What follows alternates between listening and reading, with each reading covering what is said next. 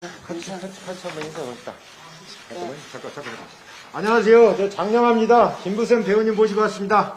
감사합니다.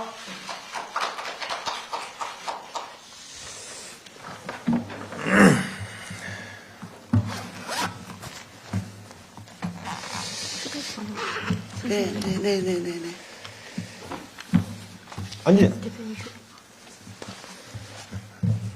앉으시죠. 네네네.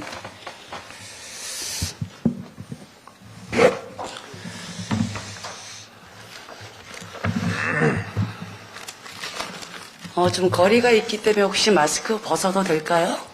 괜찮을까요? 아니, 혹시 코로나 때문에. 마스크 벗어도 괜찮나요? 네, 저희 마스크 좀 벗고 하겠습니다, 그러면. 네, 발음 전달 때문에 좀 양해해 주십시오.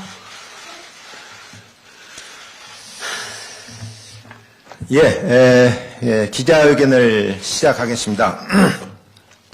남방투사 김부선 배우, 굿바이 이재명의 저자 장영하 변호사 진실토로 공동 기자회견을 시작하겠습니다.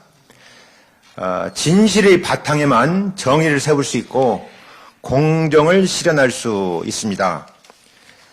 진실의 바탕에만 정의를 세울 수 있어 우리가 행복해질 수 있다는 소신의 실천으로 제가 굿바이 이재명을 쓰게 된 본인이 김부선 배우님의 이재명을 상대로 한 3억 원 위자료 청구 소송을 진행하면서 다수의 자료를 검토하고 대화를 하는 과정에서 우리 배우님도 진실과 정의에 간절히 목말라 하는 것을 알게 되어서 의기투합하게 되었습니다. 남방투사도 그렇고 이재명과의 관계 폭로도 그런 소신과 철학의 산물이었으며 진실을 밝혀서 정의를 세워 공정한 세상을 만드는데 우리 두 사람이 합심해서 최선을 다하기로 하였습니다. 주요 대선 후보들을 직접 체험한 우리들은 이번 대선이 진실과 정의와 공정한 세상으로 발전하느냐, 거짓과 위선으로 나라가 도탄에 빠지느냐의 분수령으로 규정하였습니다.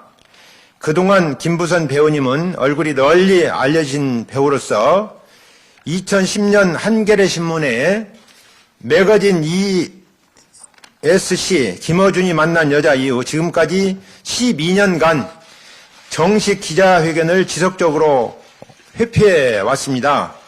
이번 대선이 나라 흥망성쇠의 갈림길이라는 사실을 직접 체득한 사람으로서 진실을 국민들께 소상히 알려야 한다는 사명감과 본인의 거듭된 설득과 부탁으로 큰 용기를 내서 여기까지 나오신 물론 동시에 수사기관의 진술조서도 공개하는 결단을 내려주셨습니다. 제가 지난 금요일 날 댁에 찾아가서 그야말로 계속 때를 썼습니다. 3시간, 4시간 동안 때를 썼더니 그렇다, 좋다. 그러면 내가 용기를 내겠다 해서 이렇게 이 자리까지 참석해 주셨는데 우리 가능하면 우리 여러분 우리 김부선 배우님께 뜨거운 박수 한번 쳐줄 수 있을까요? 네. 얼굴이 널리 알려진 여배우로서 정말 어려운 일에 큰 용기로 내리신 결단에 진심 어린 무한 감사를 드리며 개인적으로 큰 영광이자 보람입니다. 아무쪼록 우리 배우님이 커다란 용기와 결단이 나라 발전에 도움이 되도록 도와주실 것을 간절히 부탁드리겠습니다. 아마 우리 김부선 배우님도 몇 가지 말씀을 간단하게 좀 일단 드리고 우리 언론인 여러분의 질의응답에 일문일답 형식으로 최대한 소상하게 있는 그대로 답을 해주실 것으로 그렇게 생각이 됩니다. 예. 메모한 거 좀 말씀하시죠. 안녕하세요, 언론인 여러분. 한 12년 전에 김어준의 한겨레 신문 특종 이후에 많은 언론인들이 진실을 알고 싶어서 연락을 해왔으나 무던히도 피해왔습니다. 아시다시피 이거는 혼자 사는 여배우와 가정을 가진 남자와의 어떤 불륜이고 저 역시 인기를 먹고 사는 정치인 못지않게 대중을 상대로 불특정 다수로 인기를 먹고 사는 직업인이었기 때문에 제가 좀 다소 억울하고 서운하더라도 저 하나만 그런 일을 당하랴 해서 그동안 언론을 피해왔습니다. 죄송합니다. 그러나 언론인 여러분, 저 김부선을 잊었다면 다시 한번 기억해 주십시오. 무엇을 위해 제가 죽을 수도 있는 이런 위험을 감수하며 이런 호소를 하는지 다시 한번 생각해 주십시오. 저는 오늘 이재명이 잔인성, 폭력성에 대해서 폭로하러 이 자리에 용기를 내고 나왔습니다.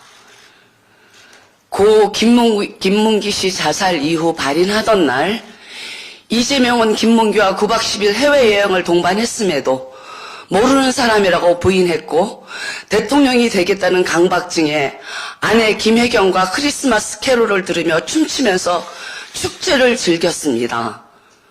고 김문기 씨 노모가 피눈물을 흘렸다고 하죠. 저 김부선과 1년 넘는 만남이 변하지 않는 사실임에도 나와 공지영 작가를 전화 유출 녹취로 고발까지 했습니다.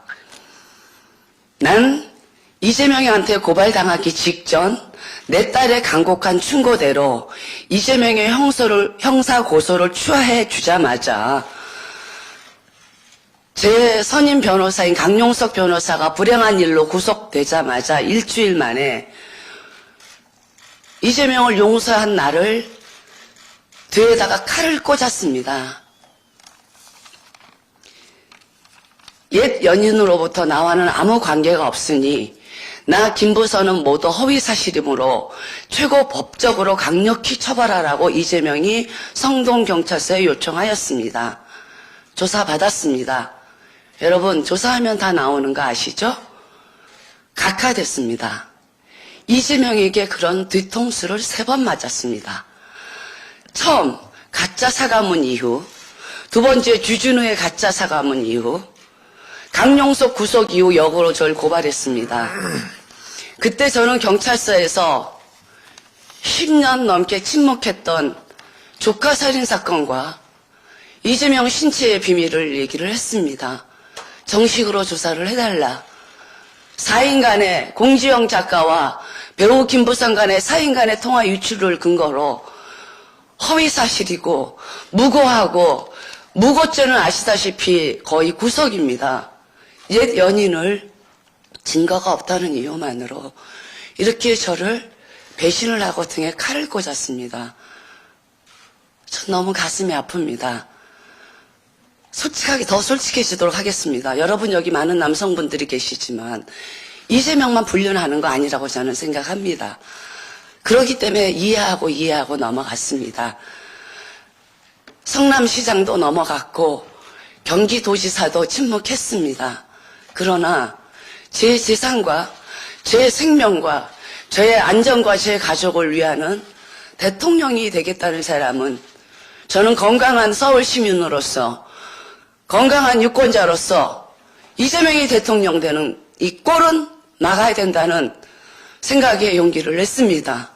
이재명은 모르겠습니다. 대장동 의혹이 사실인지 아닌지, 성남 FC가 사실인지 아닌지, 아내가 법카로 10년간 소고기를 처먹었든지 말든지 상관없습니다.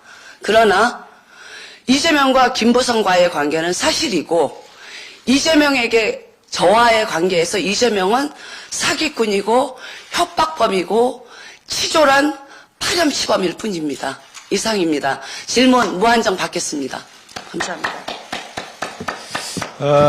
제가 언론인 여러분에게 이메일로 지금 그 배우님의 검찰에서 진술조서 3개, 그 다음에 성남시청에 보낸 내용 증명 1개, 그 다음에 주진우 기자와 김부선 배우님의 그 전화통화 녹취록을 참고 자료로 보내드렸습니다.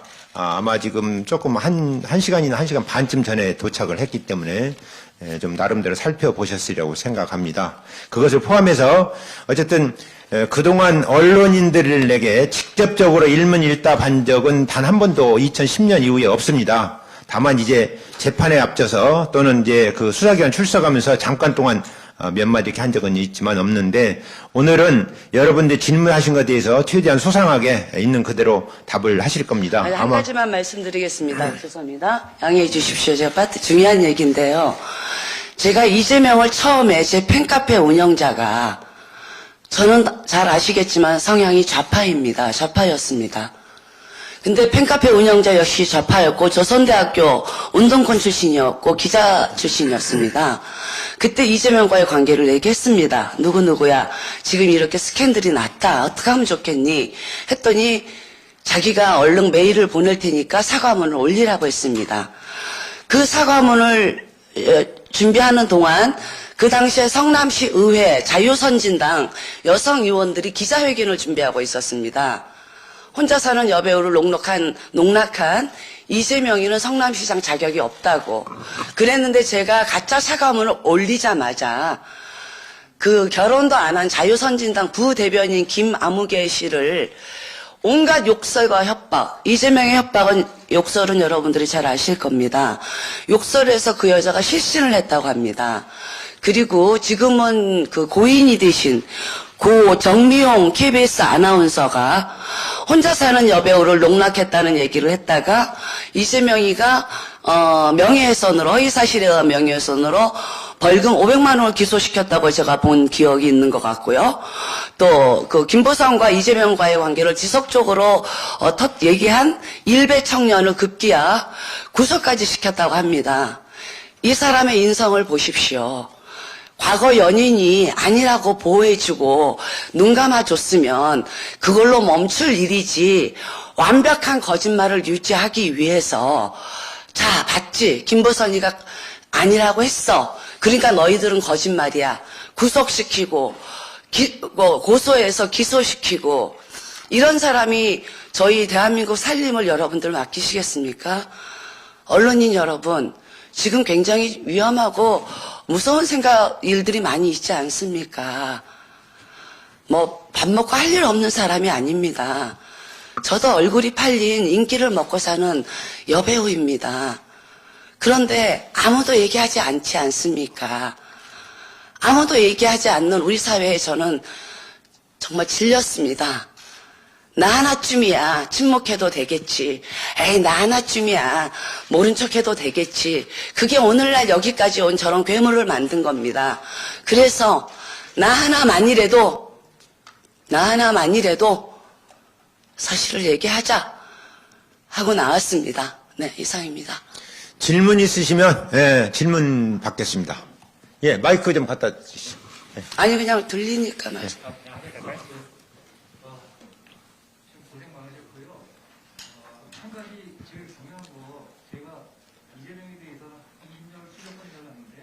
실례지만 어디 네 반갑습니다.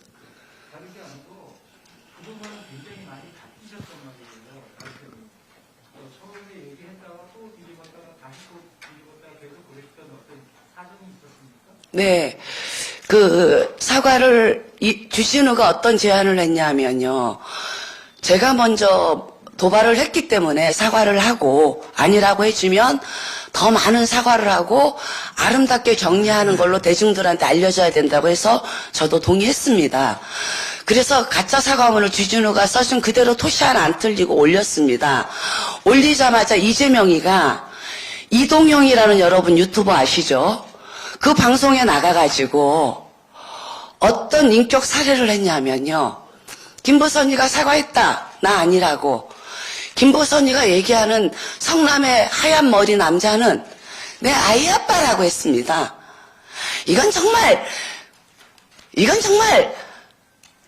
정말 악인입니다. 이건 우리 사회의 보통 사람들도 상상할 수 없는 거짓말입니다. 본인이 아니라고 보호해줬다고 해서 저희 아이 아빠가 비록 저하고 저 아이를 가슴 아프게 했지만 그래서 미혼모로 정말 죽도록 고생해서 여기까지 살아 있었지만 이재명과의 극과 극인 게 가장 솔직한 사람이에요. 대한민국에서.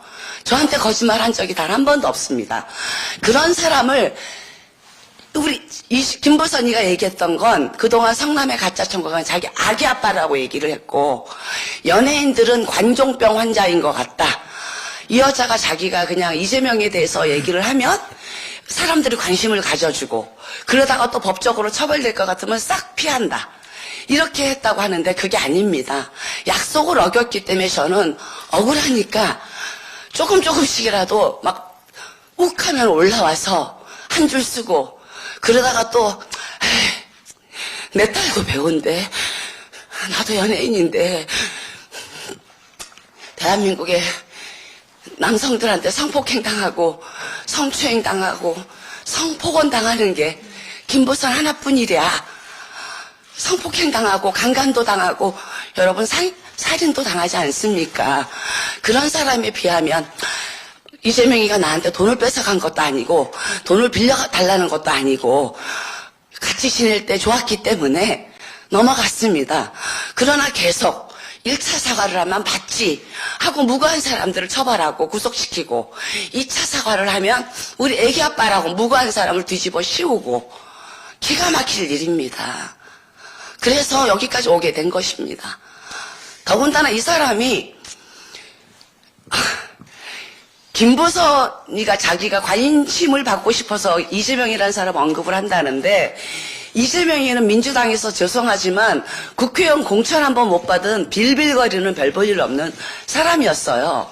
여배우 김보선과의 스캔들로 인해서 그 위기를 기회로 잡은 사람이에요.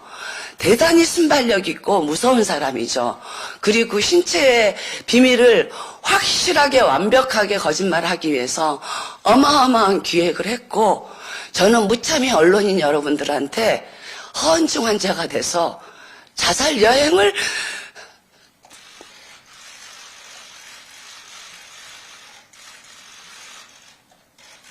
떠났었습니다. 무서웠어요. 제가 죽어서 이재명과의 관계가 밝혀질 것 같지도 않았고 너무나 많은 여배우들이 자살을 했지만 하나도 우리 사회에 해결된 건 없었습니다. 이대로 그냥 7층에서 떨어지느니 살아서 이재명 잡자 결심했습니다. 네, 감사합니다. 죄송합니다. 참고로 하나 좀 정정을 좀 할 게 있습니다. 2008년도에 분당 갑에 국회의원 공천을 받아서 출마한 적이 있습니다. 그거 좀 바로 잡아주시기 바랍니다. 계속 또 질문 있으면 질문하시기 바랍니다. 그 전에 질문 받기 전에 그 주진우 기자가 썼다는 그 사과문을 보면 그 어떤 댓글에 이렇게 예리하게 지적을 했더라고요. 우리 배우님이 쓴 글은 단 하나도 마침표가 없다. 그런데 그 사과문에 보면 마침표가 있다. 그래서 그것만 봐도 그것은 다른 사람이 대필해 준 것이 맞다. 이렇게 댓글이 달려 있는데 이제 그 언론 여러분이 예리한 시선으로 그런 부분도 좀 확인해 보시기 바랍니다. 예. 혹시 또 추가로 질문 있으면 네. 질문. 예전에 아주 이제 오래된 얘기인데 인천의 연안부에 같이 놀러 가셨잖아요. 장소는 어딘지 몰라요. 많이 밀렸고 가는 중에 인천 쪽이라고만 얘기를 했어요. 네네. 제가 궁금했던 거는 증거가 한 개 정도 이렇게 아무리 다 없앴어도 한 개 정도 남아 있을 거라고 봐가지고 그 납치 같이 먹은 거, 그 집 납치집 거기에 몇 년 지나도 이게 가능하거든요. 그게 그 네티즌들이 찾아낸 해안상행가였던 걸로 기억이 났습니다. 그때가 그 안진뱅이 의자였고요. 그 당시에 그 카드가 없었다는데 아닙니다. 이재명은 카드를 썼던 것 같고요. 네, 그렇습니다. 그 이재명에 제가 고소를 취하지 않았다면 정말 수사기관이 의지만 있었다면 이재명과 저와의 만났을 때 만나면서 계속 재미있는 얘기지만 낙지 음식들을 먹었거든요. 그리고 저희 집 앞에 슈퍼에서 그 맥주와 과자를 사온 적도 있어요, 휴지와. 그렇기 때문에 그 카드 추적을 하면 나오죠. 그리고 그 당시에 이재명과 데이트할 때 그 바다로 갈 때 이재명이가 차를 갖고 왔는데 제가 깜짝 놀랐어요. 그때 그 봉고차를 갖고 왔습니다. 아주 옛날 차 있잖아요. 그 영업하는 차들, 노동자들. 그 진한 곤색이었던 것 같고, 그리고 그때 정동영 그 보좌관을 하면서 그 기자 여러분들이 갖고 다니는 큰 카메라 있잖아요. 렌즈 당길 수 있는 그 카메라를 차에 갖고 있었어요. 네네. 그래서 아마 이재명 측근은 그 당시에 이재명이 타고 다녔던 차가 본거고, 그리고 카메라, 물론 김혜경 씨는 너무 잘 아시겠죠. 네, 큰 카메라를 항상 차에 갖고 다녔고, 그래서 나중에 정이 들었을 때 제가 그 가게 노래방을 하다가 그걸 팔아가지고 혼다차를 하나 샀는데, 이재명이가 너무 유능하고 돈만 없는 가여운 정치인인 줄 알고 제 차를 갖고 쓰라고 했습니다. 혹시 행사가 있으면. 그랬을 때 뭐라고 했냐면 자기 집에는 좋은 차가 있는데 일부러 정치인들은 이렇게 한다고 했습니다. 그때 놀랬죠. 예, 질문 있습니까? 질문 없으십니까?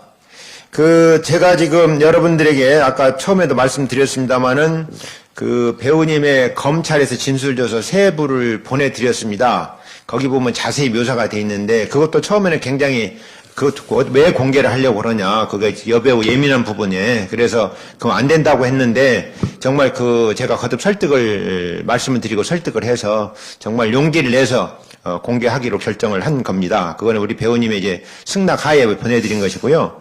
거기 보면 그 배우님과 이재명과의 관계가 비교적 상세하게 소상하게 이렇게 지금 진술이 되어 있습니다. 그 부분은 임의로 누구 이렇게 진술한 것이 아니고 수사기관에서 그것이 잘못되면 책임을 전제하고 이렇게 진술한 부분이기 때문에 그 부분이 저는 신뢰성이 굉장히 높다고 생각이 되고, 제가 읽어본 바로는 앞뒤에 서로 모순점이나 이런 부분이 없었습니다. 발견할 수 없었습니다. 그 다음에 거기도 보면 좀 예민한 부분이 합니다만은 이제 둘만의 남녀 관계에서 이렇게 파악할 수 있는 자료도 소상히 묘사가 되어 있습니다. 참고로 하시기 바라고.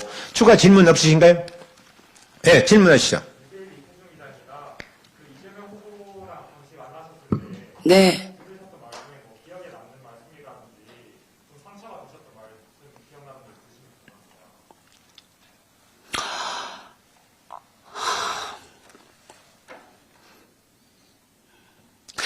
사실은 그 기자님의 예리한 질문 때문에 제가 이 자리에 섰는지도 모르겠습니다.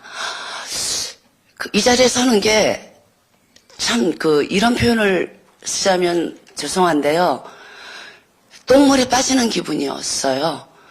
이런 자리가 똥물에 빠지고 똥독에 빠져서 그 똥냄새가 빠져야 되는데 제가 같이 이렇게 알리지 않으면 어쩔 수 없는 절박함 때문에 나왔는데요.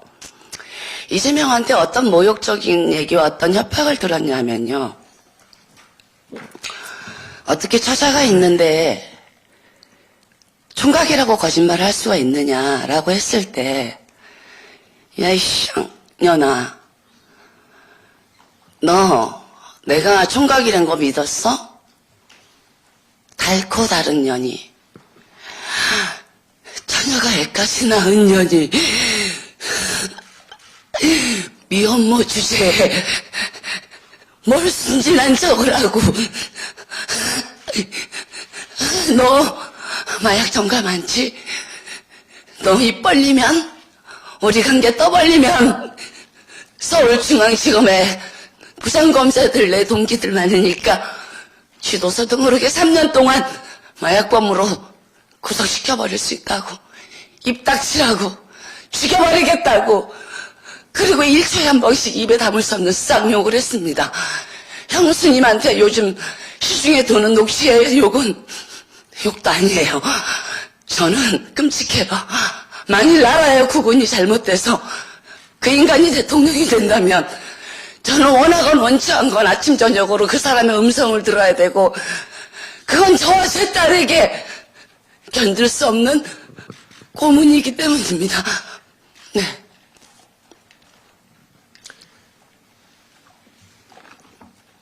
추가로 질문 없으십니까? 질문하실 기자님들. 자, 그러면 제가 좀 옆에서 좀 말씀하시도록 좀 거들어 보겠습니다. 지금 이제 이재명의 신체적 부위에 대해서 은밀한 부위 말고도 밖에 드러난 부위 중에서 자세히 보면 알 수 있는 부위가 있다고 말씀을 들었습니다. 다만 그 부분이 어떤 부분인지는 단 한 번도 지금 대외적으로 말씀하신 적이 없습니다. 근데 오늘 그거를 지금 말씀하시겠다는 그런 제가 얘기를 들었거든요. 그래서 그 부분을 좀 이 자리에서 공개를 좀 해주시면 어떨까요? 사실은 여러분 제가 이재명을 민형사상을 고소를 했습니다. 여러 가지 이유로 가장 중요한 큰 원인은 제 딸의 간곡한 요청이었습니다. 그리고 제 딸은 조국을 떠났고 엄마도 떠나버렸습니다. 그리고 강용석이를 구속된 상태에서 면회를 갖고 민형사 고소를 다 취하했다고 알렸는데 형사는 그 자리에서 조사받다가 고소 취하를 해서 처리가 됐지만 민사는 제가 서명을 하고 고소 취하서를 내야 이게 접수가 된답니다. 강용석 변호사가 구속된 상태에서 정신이 없어서 이 민사가 그대로 진행이 된 겁니다. 김부선은 이재명을 한때 늙은 총각이라고 해서 그 남자를 사랑했고 그래서 그 남자한테 원하는 건 아무것도 없었습니다. 근데 어떻게 운명적으로 이렇게 됐는데 이 재판이 무려 5년을 끌고 있습니다. 판사님들의 입장을 이해합니다. 재판이 벌써 1심이 끝나도 벌써 끝나야 되는데 1심 아직 선고도 안 했고 대선 이후 3월 23일인가요? 변경됐어요. 네. 그 뒤로 추후로 변경됐어요. 추후로 변경이 됐습니다. 아마 부담스럽겠죠. 그리고 대통령이 되면은 저는 증거 부족으로 아마 각하될 겁니다. 그래서 어제 변호사님이 저를 설득했을 때 여기는 여러분들이 전부 재판장이고 재판관이고 시민이고 언론이기 때문에 저는 돈을 바란 적이 없고 단돈 3만 원이라도 30만 원이라도 300만 원이라도 상징적으로 김부선이 이재명을 상대로 거짓말하지 않았다는 것만 국민들에게 알리고 싶었습니다. 너무 피해가 컸기 때문에요. 저는 5년 동안 단 한 건의 일도 없었습니다. 좌파 정부가 들어섰는데도 말입니다. 정말 가슴이 아픕니다. 왜 제가 이렇게 됐는지. 그래서 그 이재명의 신체의 비밀에 대해서는 아주대병원에서 그렇게 생쇼를 했습니다. 셀프쇼를. 그리고 그건 법적인 근거도 없고 누가 고소를 한 것도 아닙니다. 근데 그거를 계속 법적인 근거로 들이미는데 국민들을 굉장히 우롱하고 속이는 행위고요. 그래서 재판부가 민사이기 때문에 강제권이 없다고 합니다. 신체 조사에 대해서. 강제권이 없어서 또 이재명 씨가 자기는 신체 검사를 안 받겠다고 민사재판부에 먼저 요청을 했습니다. 이건 굉장히 중요한 팩트입니다. 그리고 재판부도 받아들였습니다. 그래서 제가 또 기억을 해냈습니다. 이재명의 또 다른 신체의 특징을 아무도 모르는 정말 아내나 그분의 자녀들이나 알 수 있는 걸 말씀드리겠습니다. 이재명의 오른손인지 왼손인지는 오래돼서 기억이 안 납니다. 분명히 가운데 손가락입니다. 제가 변호사님한테도 말씀을 안 드렸습니다. 말이 셀까봐요. 재판부에 새갖고 재판 망칠까봐. 근데 재판은 이미 날아간 것 같습니다. 대선 이후로 잡았고 저는 돈을 바라는 게 아니기 때문에 말씀드리겠습니다. 이재명이가 오른손인지 왼손인지는 기억하지 못하겠어요. 아마 잠시만요. 왼손 같습니다. 왼손인지 오른손인지 모르는데 아마 왼손 같습니다. 지금 기억을 더듬어 보자면. 근데 분명한 건 가운데 손톱과 그 옆에 요거 장지와 이거 뭐라고 그러죠? 두 번째 요거 요 사이에 까맣게 한 줄이 주르륵 한 1cm 정도 손톱 위로 까맣게 돼 있습니다. 우리 여러분들 여성 기자분들 매니큐어 할 때 혹시 무늬 같은 거 그리죠? 꽃 같은 거, 장미 같은 거. 이런 거 할 때 마치 있는 것처럼 여기 가운데 주르륵 뭐가 들어가 있어요. 근데 그거는 이게 왜 이러냐, 이걸 왜 못 빼느냐. 까만 때처럼 여기 길게요. 여기는 짧게. 길게 진하게 들어가 있습니다. 중지에 가운데 손톱에 까만 때가 하얗게 까맣게 한 줄로요. 위로 제법 한 3분의 2 정도 올라가 있어요. 그래서 이 손톱에 왜 이거 왜 더럽게 이거 때 같은데 안 빼냐고 했더니 이건 때가 아니고 항상 여러분들이 속았던 말 소년공일 때 고무장갑 공장에 근무할 때 만들 때 그 고무가 달리면서 이 손톱으로 들어갔다고 했습니다. 그래서 이거는 영원히 빠질 수가 없다고 했었고요. 또 어떤 공장에서 일을 해서 자기는 후각이 마비가 됐다.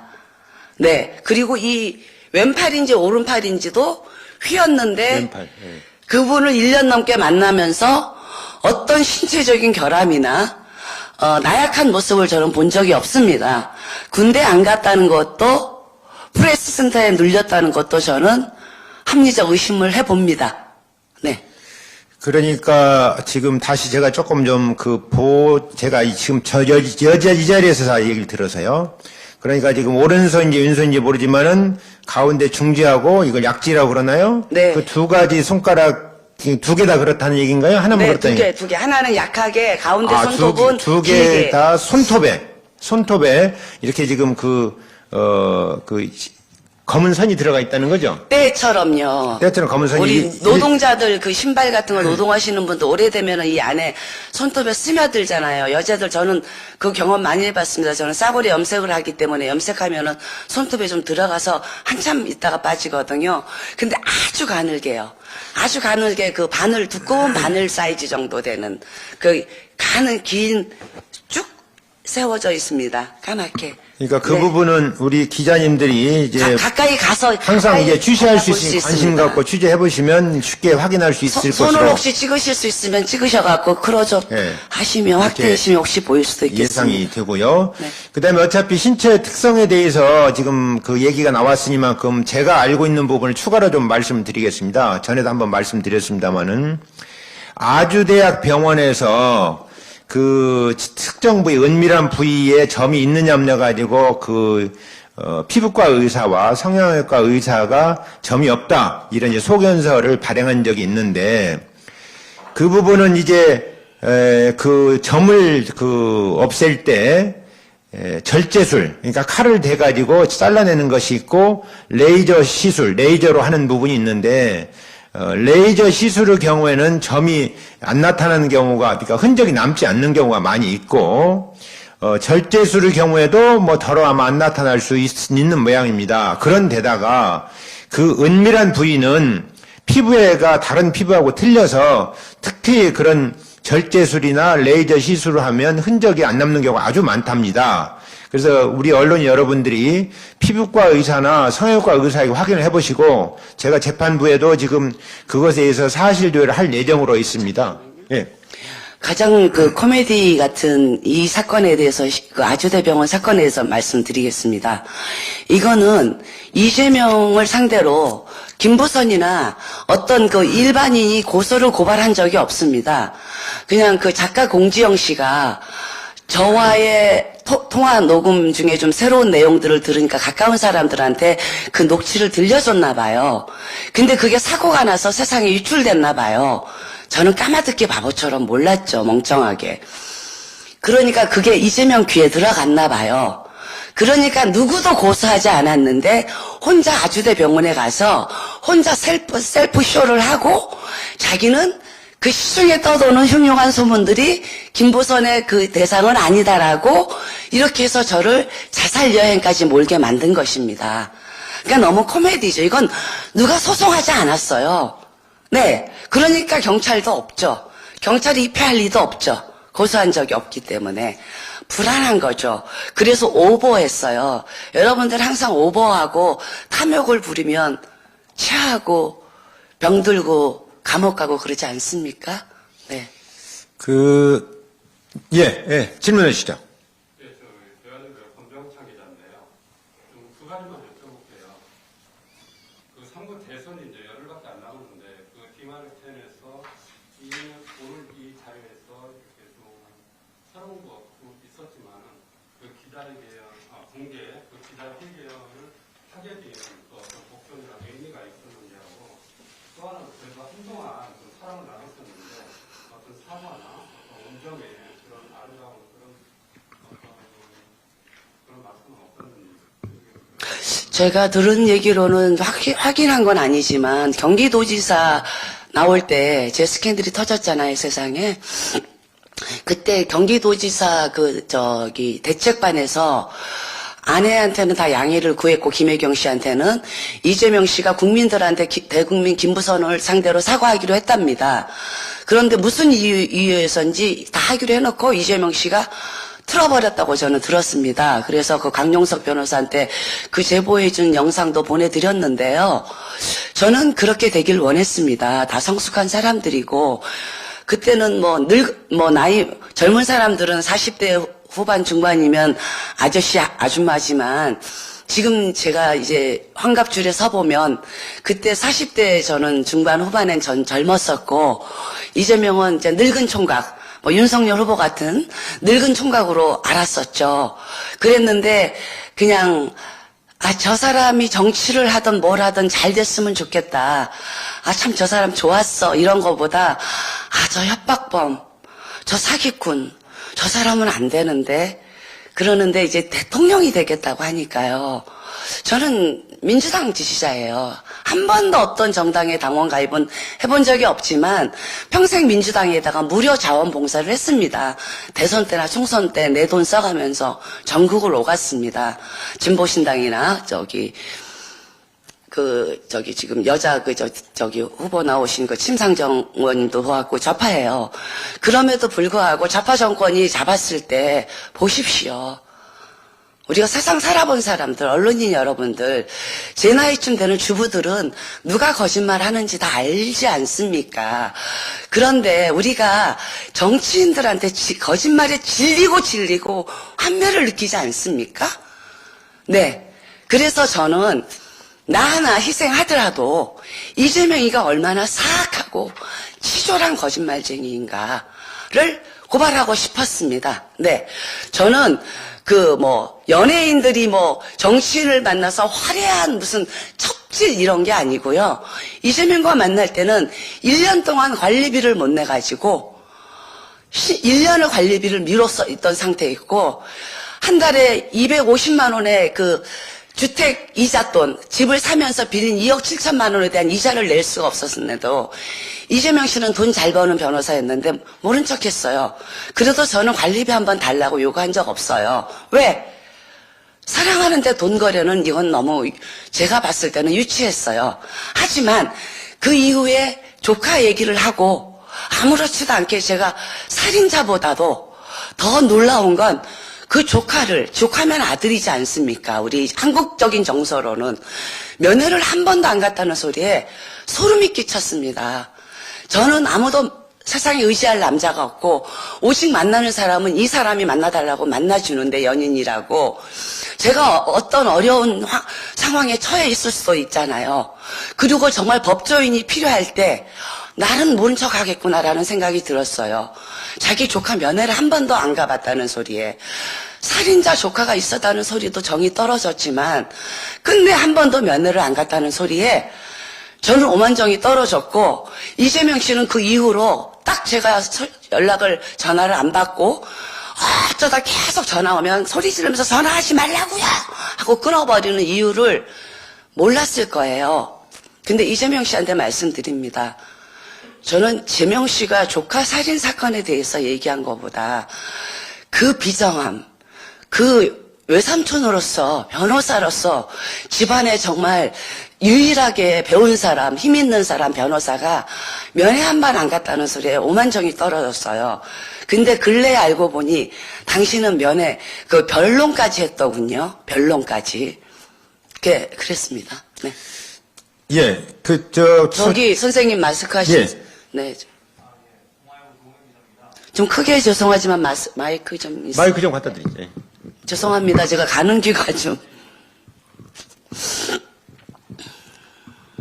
네, 동아일보 조홍현 기자인데요.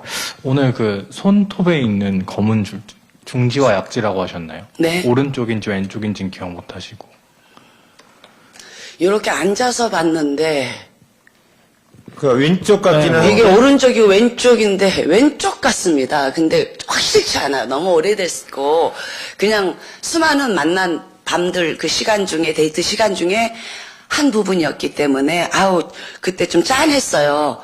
저는 그 뭐 사복 자유라 뭐 빵집 자유라고 발랑 까져가고 있었을 때 그 사람은 그 공장에서 일하면서 공부를 했다는 거에 굉장히 저보다 연하지만 존경했죠. 그리고 이런 사람이 큰 인물이 됐으면 하고 소망했던 적도 있었죠. 네, 그러니까 손에 이제 그런 고문줄이 있다는 거를 지금 교제 사실을 증명하는 증거라고 지금 말씀하시는 거죠. 그렇습니다. 손톱에. 왜냐하면 손톱에. 신체에도 분명히 특징이 있습니다. 있고 그거를 보고 제가 제주도 사람이라 제주도 사투리로 그 얘기를 해준 적이 있고, 네.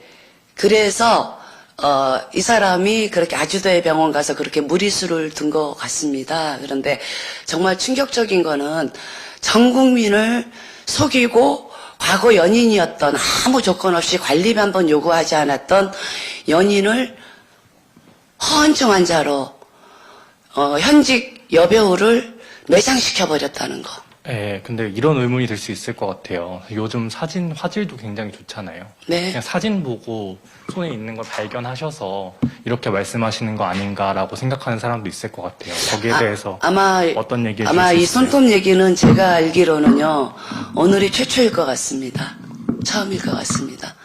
제가 강용석 변호사님한테도 말씀을 안 드렸습니다. 왜냐하면 그 공지영 씨가 유출한 그 신체의 자유는 제 딸이 없애버린 사진을 무던히 찾으려고 노트북과 핸드폰을 찾으러 다녔는데 끝내 못 찾았어요. 그래서 마지막에 그 형사소송 그 법정에 섰을 때 신체의 검증을 요구하려고 했던 거였어요. 네. 처음 얘기하셨는지 여쭌 게 아니고요. 네. 손톱을 사진을 통해서 볼 수도 있잖아요.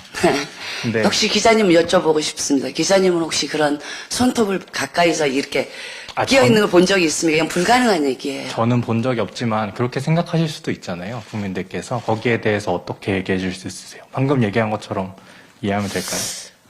여러분들이 그 이재명에 대해서 성향을 잘 아시겠지만요. 그 사실인데도 제가 사실이 아니라는 거에 대해서 그걸 근거로 무고한 일베 청정과 고 정미용 씨를 고소해서 처벌까지 받게 한 사람이에요. 그래서 만약에 그 사람 성향대로라면 시민들은 엄청나게 수십 명을 지금도 고소를 하고 허위 사실 및 명예훼손으로 고소를 진행했는데 이게 사실이 아니면 무고에 해당됩니다, 제가. 그쵸? 무고죄는 형사법 중에서도 가장 엄격하고 강력하게 처벌한다고 들었습니다. 제가 이렇게 자유롭게 있을까요? 그걸로 반문 대신 대답을 하겠습니다. 그러니까 손톱에 그런 검은 선이 있다는 걸 알 수 있을 만한 사진이 있는지, 있다 한다면 뭐 그럴 그러니까 그렇게 의심할 수도 있겠죠. 근데 아마 그런 사진이 있는지는 잘 모르겠습니다. 그건 죄송하지만 언론 여러분들이 좀 한번 좀 참조하시면 좋겠고요. 순간 이런 생각은 듭니다. 이재명이 내 측근에서 이재명이가 이 기자회견을 본다면 이 사진을 먼저 유출할 수도 있겠다. 찍어가지고 별의별 짓을 다 했습니다. 저한테는. 네. 그 다음에 지금 이 진술조서에 보면 그 점이 있는 모양에 대한 그림도 있고요. 그 다음에 지금 그 은밀한 부위가 보통 사람들과는 색이 다르다고 묘사도 돼 있습니다. 그 부분도 좀 잘 유념해 주시면 좋겠고요. 또 하나, 지금 이제 이재명과의 연인 관계가 끝나고 나서 지금 여러 가지 사정에 의해서 지금 그 옥수동 집이 2003년에 소유해가지고 지금까지도 계속 배우님이 소유로 돼 있습니다. 그리고 거기서 계속 사셨습니다. 다만 단 한 번 지금 산 것이 밖에 다른 곳에 산 것이 있는데 그것이 이재명과의 관계가 끝나고 나서 2009년 9월경부터 2011년 9월경까지 그 옥수동 집을 세를 놓고 남양주에 가서 산 적이 있습니다. 근데 그 부분에 대해서 듣도록 좀 하면 좋겠고요. 말씀해 주시면 좋겠고요. 그 살았다는 증거로 옥수동 집을 3억 2천만 원 전세를 줘가지고 2011년 9월 17일 날 전세보증금 3억 2천만 원을 반환한 영수증이 지금 여기 있습니다. 그리고 주택에 대한 그 아파트에 대한 등기부등본은 여러분들이 좀 떼보시면 아무나 뗄 수 있으니까 가능할 것 같고요. 그다음에 만약에 그것이 정말 소상한 취재를 요하신다고 한다면 주민등록 초본을 저희가 발급받아서 제공할 용의도 있다는 걸 말씀드립니다. 그래서 옥수동 집에서 왜 남양주로 이사를 갔는지, 2년 동안 남양주에 살았는지, 그것에 대해서 좀 추가 말씀을 좀 부탁드리도록 그렇게 하겠습니다. 혹시 영수증에 사진이 필요한 분들이 여기 지금 여기 있으니까 사진을 촬영해도 되겠습니다. 여자분들은 사랑을 해본 여성분들은 이해하실 거라고 봐요. 연인과 헤어지고 나면 그 남자는 기억조차 하기 싫고 흔적도 남기기 싫습니다. 그래서 그때 제가 평생을 애기 아빠 연락을 기다리던, 그래서 여배우로서의 일에 대한 어떤 그런 전화보다도 아이 아빠가 내 전화번호를 바꿔버리면 내 아이와 나를 찾을 수 없을까 싶어서 저는 핸드폰 번호를 여지껏 단 한 번도 바뀐 적이 없어요. 근데 이재명과 헤어지고 나서 전화번호를 바꿔버리고 집을 전세를 주고 서울에서 전세 얻을 돈이 부족해서 남양주 하도읍이라는 데 이한 아파트 1억 주고 전세를 살고, 그러고서는 굉장히 울면서 충령산을 다녔는데, 그때 몇 년 만에 MBC의 기분 좋은 날 프로를 나가가지고 반응이 좋았는데, 그때 정청래 지금 민주당 의원이 이재명을 이제 선관위 하는 분이, 정청래 의원이 전화가 왔어요. 부선씨, 이재명과의 관계를 소문이 있던데 그거 사실입니까? 라고 물어봐서 사실이라고 얘기를 했고, 그리고 정봉주 씨한테도 주진우와의 녹취도 제가 전달을 해줬고, 그 당시 2010년도에는요 제가 정말로 억울해서요, 그런 협박과 쌍욕과 그런 폭언을 듣고 나서 정말 진정이 안 되고 너무너무 가슴이 아파서, 정말 정치적으로 이 사람을 매장시켜버릴 마음이라면 국힘의 관계자들이나 보수 언론 쪽으로 찾아갔겠죠. 그러나 매우 조심스럽게 국회의원들 전화번호는 저는 옛날 사람이라 요즘 젊은 사람들은 다 공개돼 있어서 찾는다는데 저는 몰라요. 굉장히 어렵게 알아가지고 박선숙 의원님하고 직접 통화했습니다. 그리고 박선숙 의원님이 사연을 다 1시간 넘게 들어주시고, 제가 대성통곡을 했는데 같은 여성으로서, 이재명과의 같은 정치인으로서 사과드립니다라고 대신 사과돼서 제가 그때 굉장히 감동했던 기억이 있고요. 그리고 안희정 보좌관한테도 전화를 했고, 또 직접 통화한 사람은 임종석 청와대 수석, 그렇게 하고, 또 정청래, 정봉주, 임종석, 그리고 박주민 의원은 지금 선대본부장이죠. 전 정말 마음이 아파요. 한 4년 전인가 아파트 난방 비리가 터져서 너무나 부녀회장한테 눈만 뜨면 고소를 당할 정도로 많은 고소를 당했습니다. 그래서 박주민 의원을 알게 됐는데, 변호사일 때 그때 이재명 얘기를 했습니다. 도저히 억울해서 못 살겠다. 네티즌들의 악플과 저주를 나는 감당을 못하겠다. 진실을 밝히고 싶다. 고소를 좀 해달라고 했습니다. 이재명을 허위사실이란 명예훼손으로. 법무법인 20을 찾아가서요. 그랬더니 박주민 의원께서 뭐라고 하셨냐면, 어제 이재명 씨가 전화 와서 사무실로 찾아와서 어제 국정원을 상대로 명예훼손으로 고소를 했기 때문에, 자기가 선임한 사람을 먼저 선임했기 때문에 제가 이재명을 공격하는, 처벌하는 변론은 변호사법에 걸려서, 변호사법 윤리로 걸려서 맡을 수가 없다고 하셨어요. 그래서 되게 이해하고, 박주민 의원 정도, 변호사님 정도라면 똑똑하신 분이니까 좀 밝혀주실 것 같다라는 생각을 했다가 좌절했던 적이 있어요. 근데 그거를 가지고 나쁜 사람 이걸 얘기하고자 하는 게 아닙니다. 그냥 다 동지라고 생각했고, 그들이 좋은 정치를 할 것 같았고, 그냥 일개 변호사일 때 국회의원이 되길 바라면서 많이 선거운동도 도와드리고 했습니다, 저는. 그런데 막상 이재명 스캔들이 터졌을 때 민주당의 지도부 의원들이 모두가 침묵했을 때 많이 서운했습니다. 예, 또 추가 질문 있으신가요? 예. 질문이 없으시면 벌써 지금 50분이 넘었습니다. 우리 열띤 취재 경쟁을 벌여주시는 우리 언론 여러분 감사하고요. 시간이 벌써 50분이나 지나서 기자회견은 이것으로 마감하도록 그렇게 하겠습니다. 지금 아까 영수증은 저기 필요한 분 사진 찍고 바로 회수할 테니까 필요한 분 사진 언론인 찾아가시기 바랍니다. 여러분, 김부선을 잊어버리셨다면 김부선을 한 번만 기억해 주십시오. 제가 이렇게 목숨이 위험한 것도 무릅쓰고 감수하고 뭐가 아쉬워서 이런 얘기를 하겠습니까? 이재명은 아주 위험하고 무서운 사람이에요. 이런 사람이 대통령이 된다는 거는 도저히 용서할 수 없습니다. 대한민국 국민으로서 너무 자존심이 상합니다. 그래서 용기를 냈습니다. 감사합니다. 네. 자, 용기를 내시 우리 김부선 배우님께 여러분 이 계신 분이라도 박수 없이 한번 좀 격려해 주시기 바랍니다. 감사합니다. 네.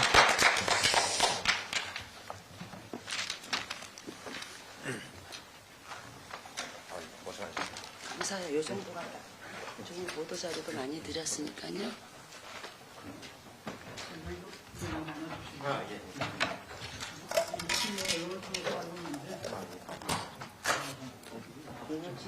진짜 인권 변호사님.